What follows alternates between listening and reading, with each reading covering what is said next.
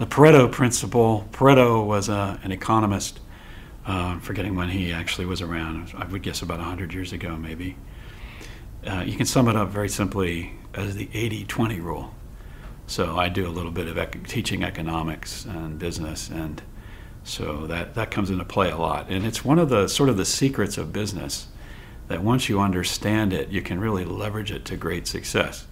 When I'm asked, how is Sunbury Press able to publish so many books with so few people?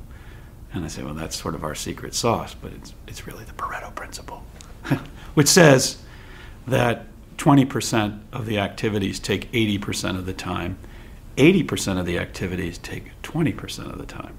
So you focus on the 80%, you get something done in 20%. In other words, you're able to do almost 4 or 5 times as much reasonably well, good enough, in a much shorter period of time. So we've tried that methodology, and then we try to perfect without adding a lot of overhead.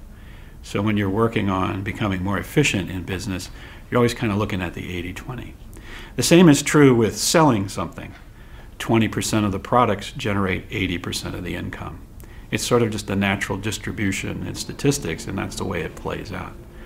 80% of your portfolio will only bring 20% of your sales. So when you're looking at what do I want to sell, what am I going to focus on, probably 80% of what you're selling isn't going to drive much revenue. So the trick with books is very true. Pareto's very true with book selling.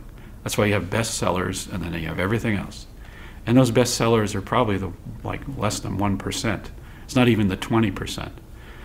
If you extrapolate the Pareto principle, 80-20, 80-20, 80-20 a few times, you get down to 1% of the books generate about 50% of the revenue.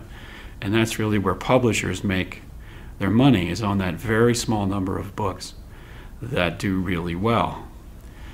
The problem is we all don't know which ones are in the 1%. If there's a really famous author, if J.K. Rowling wrote another book, you would know it'd probably do very well.